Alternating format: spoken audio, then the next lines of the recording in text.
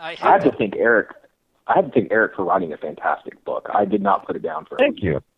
Yeah, I really enjoyed it. I'm looking forward to reading it.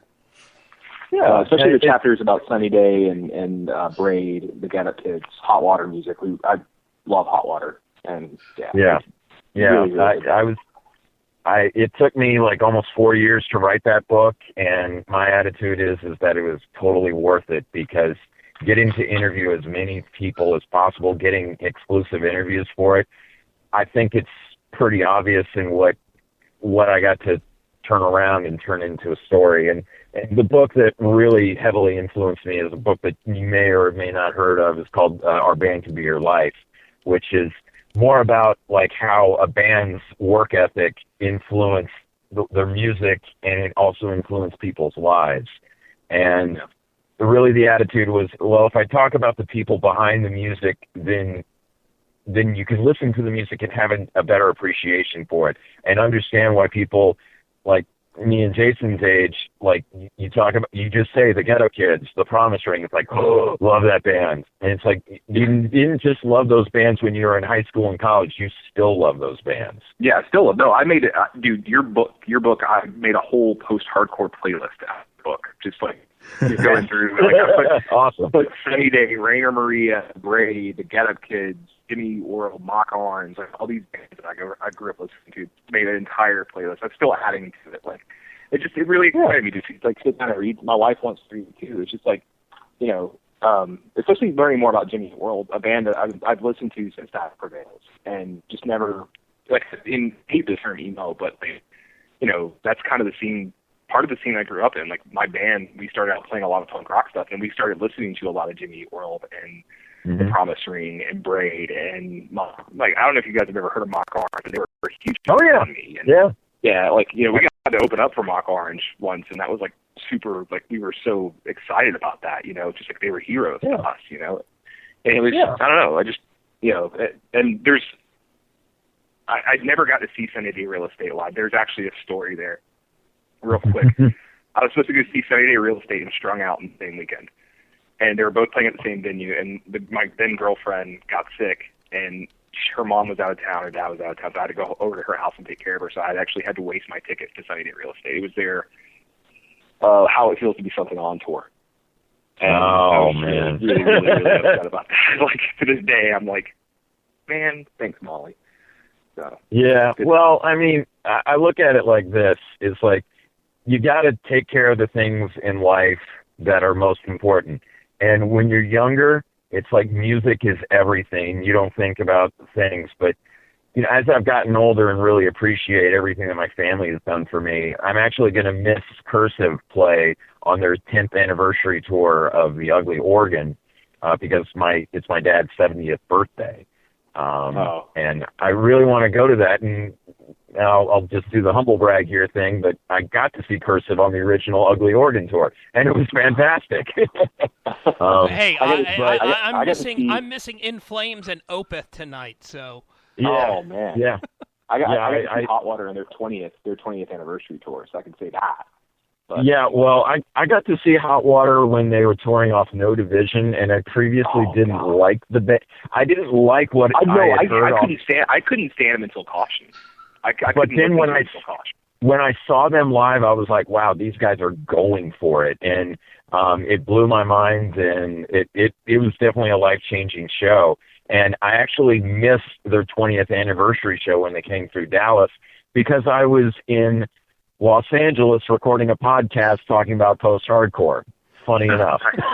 All right, so I want to... go ahead, Jason. I was going to say, no, my wife had convinced me to go. They came, it's like the fourth time I'd seen them in the last 2 years, and I actually had to get up at 4 o'clock in the morning and fly to D.C., but I was like, I'm going to see Hot Water music. Like, I'm going to go see this tour. So didn't get home until 1 o'clock in the morning, slept for 3 hours, got up at 4 o'clock, actually got up at 3:30 and was out the door to D.C. Like, I would not miss that show for anything. I mean, I understand not being in the physical location, but like I had to see that show. I had to, because I knew they were going to play all the stuff, all the good stuff. So. Yeah, and I would say, like, I'm sure all of us have met members of these bands that we love.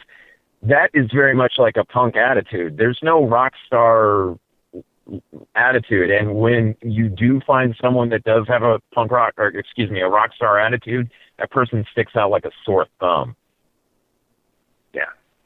You know, and like all the hot water guys, super genuine. So I mean, I'll do another humble brag here, but I interviewed Chuck Reagan a couple years ago, and this is years after I'd interviewed him for my book.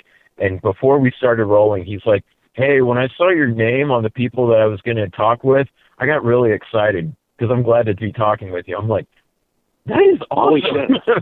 That's awesome. And it also carries over to this.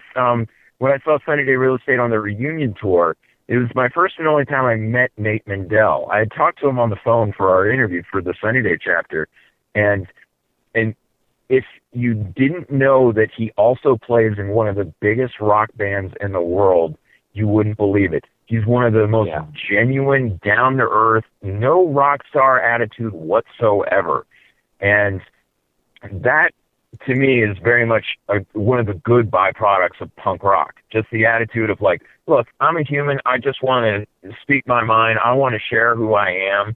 And I just want to get to do it in the easiest way as possible that gets to the point. And Mike Herrera from XPX had me on his podcast last year, and like, I didn't know what to expect going into it. Like, I've been listening to this guy since I was 14 years old. And just really down to earth. We had about an hour conversation, like, outside of the podcast, and just sat there and shot the shit. He was so, like, down to earth, so nice. I mean, he was never made, you know, he's not Nate Mendel from Sunny Day Real Estate or now the Foo Fighters, but, like, you know, they had that measure of success. They were signed to a major label.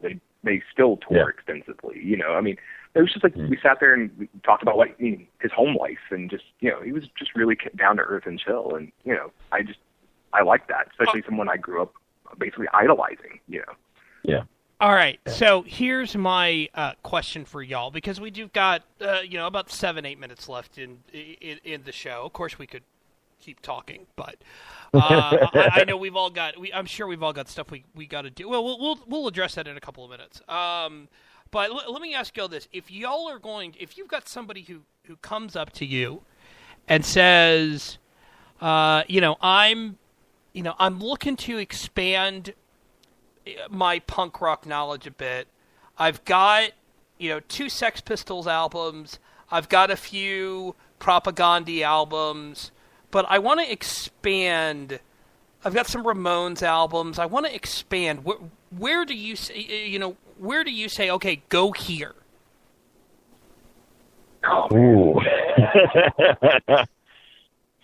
I would say go ahead. I may or may not be asking this for myself, by the way. I would say off the top of my head, because of the fact that this is very fresh in my mind, I just watched, again, a documentary on them, and I ran into the filmmakers of that film, and we talked about that film, and I couldn't help but gush. But The Descendants.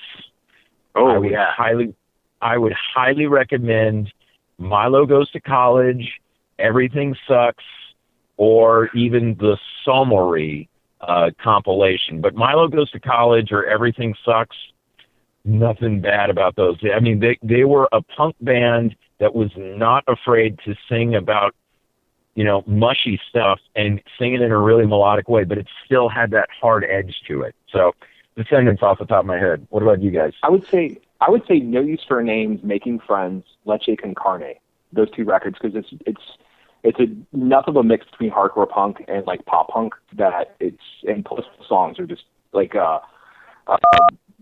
what's it called? Justify Black Eye is Soulmate, great songs. And then I would say Strung Out, Twisted by Design. And then yes, 1,000 times yes. And Punk and Drublic by No Effects would be the 4 I would recommend, I think. And maybe it's not punk per se, but Caution by Hot Water Music as well. Yeah, I think I'm going to go with a couple of films because I'm representing the early days, I guess. Punk, the early years, is a good documentary film that kind of educates you a little bit, but it's going to go over a lot of the early bands. And then I think it's like Punk's Not Dead, probably like around 2006, something like that. It goes into introduction to a lot of different bands.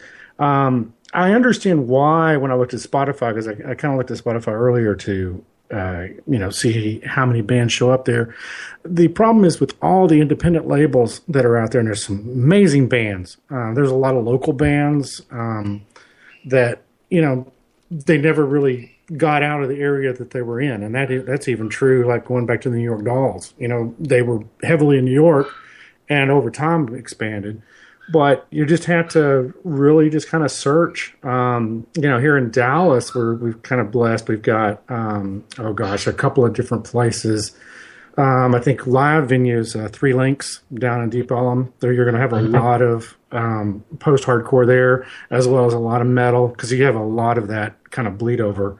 And then record stores, I'm trying to remember, down in Lower Greenville, there's like a really great one. Oh my gosh. They've got a dog going crazy in there. I think it's called the Rec Shop. Because I still love the skateboard genre, and that's what I love about in LA. There's a lot of guys that, are just keeping, punk music, whether it's 70s, 80s, or 90s, or even modern, alive out there. So just go out and see some live music. Hey, Roman, did you ever go to the Mask in LA? No, I didn't. All right, Randy was asking that if you had ever been there, and he asked if he said in the late 70s if any of the guests went to the Mask in LA back in the late 70s. Jason, I know you didn't. Eric, I know you didn't. And no, I didn't. I didn't either. So yeah, I mean, it's like about not being alive. Yeah.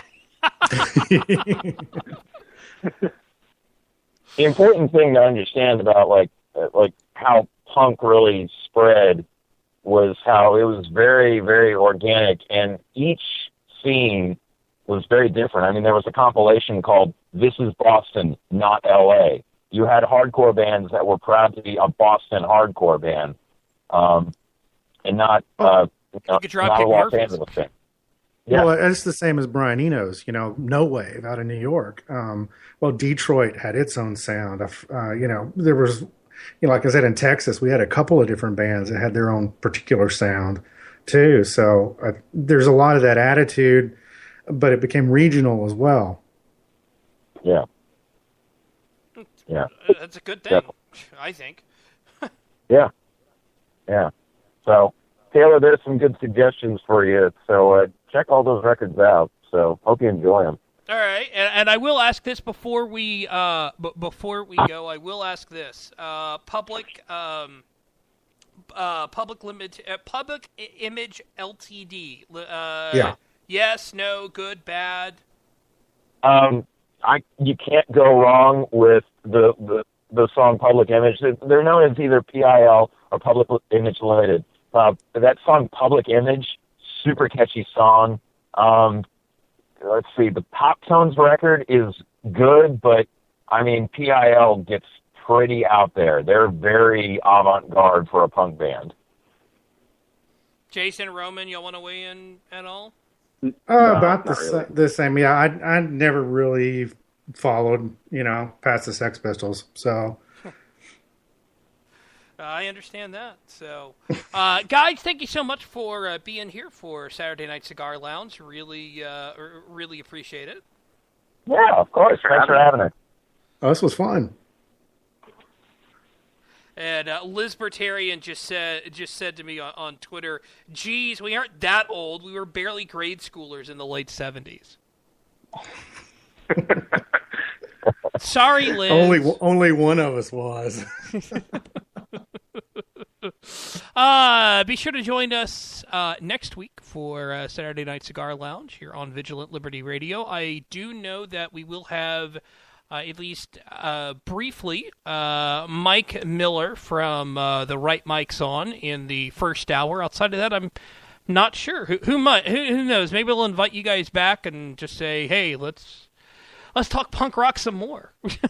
I'd be so down with that. Oh, definitely. I think we could talk for an hour just about skateboarding and how it all got us into punk rock.